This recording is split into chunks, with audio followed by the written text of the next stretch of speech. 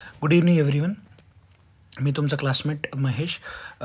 जे काय उद्या एक्झाम होणार आहे CI इंग्लिशची, त्याबद्दल मी तुम्हाला एक PDF पूर्ण पाठवली आहे. पण मला वाटतं आहे ज्याला हे समजणार नाही त्यासाठी एक छोटासा प्रयत्न म्हणून मी एक छोटा व्हिडिओ बनवते. मी तुम्हाला समजून सांगेल नेमकं तुम्हाला काय काय करायचं आहे. ठीक आहे, सो प्लीज पे अटेन्शन, व्यवस्थित लक्ष द्या ह्याच्याकडे. फर्स्ट क्वेश्चन असा असू शकेल. वन्स अगेन मी थोडंसं क्लिअर करतो गोष्टी. हे सगळं जे आहे प्रसन्नता मॅमनी आपल्याला दिलेलं आहे. कधी ज्यावेळेस आपले लेक्चर्स चालू असायचे त्यावेळेसच. ठीक आहे, सो जे काही मेहनत केलेली ती ॲक्च्युली मॅमनी केलेली आहे. I am just compiling the things and making a small video so that सगळ्यांना मदत होईल ह्या गोष्टीची. ओके, सो फर्स्ट क्वेश्चन असा असेल, what is the purpose of legal writing in law profession. Okay, आपल्या लॉ प्रोफेशनमध्ये लीगल रायटिंगचा खरा उपयोग काय असला पाहिजे. तर तुम्हाला दिसतं इथं काय करायचं आहे आपल्याला. सगळ्यात पहिले आपल्याला इथे इंट्रोडक्शन द्यायचं आहे. ठीक आहे, सो इंट्रोडक्शन मी एकाच लाईनमध्ये दिलं आहे, तुम्ही त्याला एक्सटेंड करू शकता की what is the purpose of legal writing. ठीक आहे, नेक्स्ट आपल्याला त्याची डेफिनेशन द्यायची आहे. डेफिनेशन मी इथं दिलेली मांडलेली आहे. त्यानंतर 2-3 पॉईंट तुम्ही अजून त्यामध्ये एक्स्ट्रा ॲड करू शकता. वाचून घ्या, समजेल सगळ्यांना. ठीक आहे, नेक्स्ट इथे पर्पजेस. आता पर्पजेसमध्ये तुम्ही की पॉईंट्स लक्षात ठेवा. ते की पॉईंट्स तुम्ही लक्षात ठेवले, पाठ केले तर तुम्हाला बऱ्याच गोष्टी क्लिअर होतील. पहिला आहे communication of law and ideas. दुसरं आहे ड्राफ्टिंग लीगल डॉक्युमेंट्स. तिसरं आहे टू अवॉइड ॲम्बिग्युटी अँड कन्फ्युजन. चौथं रेकॉर्ड किपिंग अँड प्रेसिडेंट. आणि पाचवं ॲक्सेस टू जस्टिस. तुम्हाला तुमच्या PDF या सगळ्या गोष्टी दिसून येतील. And at last what you have to do is, तुम्हाला काय करायचं आहे, लीगल इंग्लिश आणि नॉर्मल इंग्लिश, सिम्पल इंग्लिश आणि लीगल इंग्लिश याच्यातले फरक हे वाक्याद्वारे तुम्हाला दाखवायचं आहे. ठीक आहे, सो मी इथं काय केलेले पहा, हे जे काही मी वाक्य तुमच्यासमोर देत आहे, इथं जे दिलेले आहेत सेंटेन्सेस, या सेंटेन्सेसमध्ये तुम्ही पहा बाळांनो की एस म्हणजे काय एस म्हणजे सिम्पल इंग्लिश आहे आणि L म्हणजे लीगल इंग्लिश आहे. एस म्हणजे सिम्पल इंग्लिश आणि L म्हणजे लीगल इंग्लिश. म्हणजे एखादं वाक्य, the government will make new laws on a traffic safety, असे मॅम काहीतरी एक वाक्य देणार. तर आपण ते वाक्य कसं बनवायचं, तर ते आपल्या मनावरती. The government will enact new laws regarding traffic safety. So will मेकच्या ऐवजी आपल्याला इनॅक्ट असा शब्द वापरायचा आहे. सो हे पूर्ण एकदा वाक्य तुम्ही वाचून घ्या.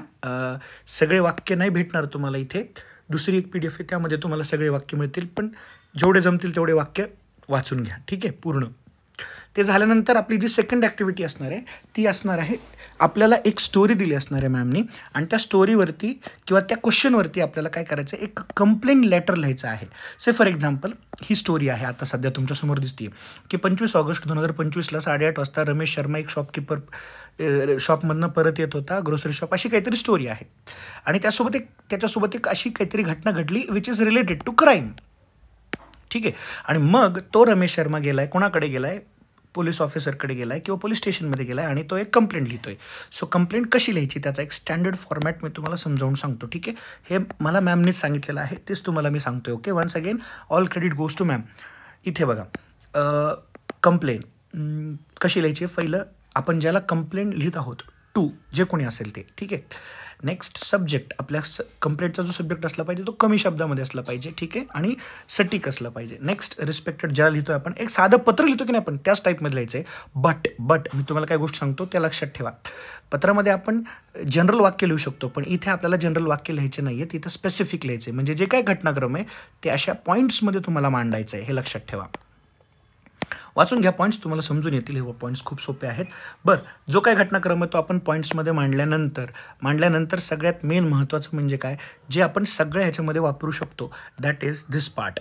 ठीक आहे, हे जे इथे मी तुम्हाला दाखवेल. दिस इन्सिडेंट हॅज कॉज्ड, इकडे बघा, this incident has caused a financial loss and mental distress. Therefore I request you to kindly register my complaint, investigate the matter and take necessary legal actions against the offenders. हे 3 शब्द तुम्ही कुठल्याही सब्जेक्टमध्ये use करू शकता, हे लक्षात ठेवा. ठीक आहे, बरं. नेक्स्ट शेवटी तुम्हाला लिहायचं आहे थँकिंग यू. इथे दिसते तुम्हाला, थँकिंग यू युअर्स फेथफुली. तुमचं नाव, तुमचा ॲड्रेस, तुमचा मोबाईल नंबर आणि तारीख. Don't forget this small things. Okay, छोट्या छोट्या गोष्टी विसरू नका. याच्यावरतीच मार्क्स आहेत सगळे. या टेक्निकॅलिटी खूप मॅटर करतात. हे तुम्हाला पूर्ण 5 मार्काला असेल, तुम्हाला म्हणजे आपल्या सगळ्यांनाच 5 मार्काला असेल. ठीक आहे, त्यानंतर येईल third question, fill in the blanks असेल किंवा MCQs असतील. तुम्हाला इथे काय करायचं बघा, फोकस कशावरती करायचं मी तुम्हाला सांगतो, कमी वेळेमध्ये जास्त. हे जे मेन शब्द आहेत ना, या शब्दांचा अर्थ इथे ॲन्सरमध्ये दिलेला आहे. ओके, ते तुम्ही बघून घ्या एकदा. सिनॉनिम म्हणजे सेम मिनिंग वर्ड, आणि ऑपोजिट तर माहिती आहे सगळ्यांना. ऑपोजिटला अजून एक शब्द वापरू शकतात मॅम, अँटॉनिम म्हणतो त्याला आपण, ठीक आहे. सो हे शब्द लक्षात ठेवा. हे सगळ्या गोष्टी आहेत. असेल हे तुम्ही इझिली रीड करून समजू शकता, ठीक आहे. नसेल समजत, tomorrow will discuss in the morning, okay. Next, importance of, असा एक प्रश्न येऊ शकतो, इम्पॉर्टन्स ऑफ लँग्वेज सिस्टीम किंवा इम्पॉर्टन्स ऑफ लीगल, असं काहीतरी जे आपल्या PDF मध्ये ऑलरेडी आहे स्पेसिफिकली मेन्शन, ठीक आहे. ते तुम्ही हे पूर्ण पॉईंट एकदा वाचून घ्या, ठीक आहे. नंतर तुम्हाला काय येऊ शकतं as a fill in the blanks, मी तुम्हाला सांगतो. हे सगळ्यात महत्त्वाचं आहे, बिकॉज हे स्टेट केलं होतं मॅमने, आपल्याकडनं पाठ पण करून घेतले होते सगळे शब्द. यांचा अर्थ काय, say for example common legal verbs आहेत. हे कॉमन लीगल वर्ब्स दिसतात आहेत सगळ्यांना. Abrogate, execute, revoke, terminate, enforce, waive, undertake, bind. त्यातले मी तुम्हाला स्पेसिफिक समजून सांगतो. ॲब्रोगेट म्हणजे काय, टू कॅन्सल, एखादी गोष्ट आपण कॅन्सल करणे. ॲब्रोगेट हा शब्द कॉन्ट्रॅक्टमध्ये वापरला जातो, आणि रिवोक हा शब्द लायसन्स किंवा ॲग्रीमेंट वगैरे अशा टर्म्समध्ये वापरला जातो. हे लक्षात ठेवा, ठीक आहे. एक्झिक्यूट म्हणजे एखादी गोष्ट प्लॅन करणे किंवा एखादी गोष्ट एक्झिक्यूट करणे, ठीक आहे. नेक्स्ट, टर्मिनेट म्हणजे एखादं कॉन्ट्रॅक्ट बंद करणे किंवा थांबवणे, त्याला आपण म्हणतो ना टर्मिनेट. एन्फोर्स म्हणजे आपण बाय लॉ एखादी गोष्ट त्यांच्याकडनं करून घेतोय, that is called as enforcement. वेव्ह, आता हा खूप शब्द आहे, बरेच लोक ह्याला कन्फ्यूज होतील. वेव्ह म्हणजे जर माझा एखादा काहीतरी हक्क आहे लीगल, तो हक्क मी स्वतः माझ्या इच्छेने काय करतोय, गिव्ह अप करतोय, त्याला म्हणतो आपण वेव्ह. अंडरटेक, एखादं प्रॉमिस करणे फॉर्मली, ठीक आहे. फॉर्मली म्हणजे हां चल मी तुला काहीतरी देतो असं प्रॉमिस नाही, विथ बाइंडिंग डॉक्युमेंट्स वगैरे वगैरे सगळं नाही का, त्याला अंडरटेक म्हणतो आपण. बाइंड म्हणजे आपण एखाद्या गोष्टीशी बांधले गेलेलो आहोत, ठीक आहे. ऑब्लिगेशन आहेत आपल्यावरती, आपल्याला काही काम आहे ते करायचे आहेत, ठीक आहे. You are bound under an agreement, असे शब्द, असे वाक्य तुम्ही वापरू शकता. नेक्स्ट, लीगल नाउन्स आहेत, हे तुम्हाला बऱ्यापैकी झालेलेच आहेत. ॲग्रीमेंट किंवा कॉन्ट्रॅक्ट म्हणजे काय, ठीक आहे, बऱ्यापैकी आपण हे शिकलेलो आहे. Agreement is nothing but what, formal arrangement which is enforceable by law. Obligation म्हणजे आपल्याला ते करायचंच आहे, ठीक आहे, करावंच लागेल, कंपल्सरी. कन्सिडरेशन म्हणजे एक असं जे आपल्याला एक्सचेंजमध्ये परत मिळतं. ज्युरिसडिक्शन म्हणजे एखादा एरिया ज्यामध्ये कोर्ट किंवा एखादं पोलीस स्टेशन ॲप्लिकेबल आहे.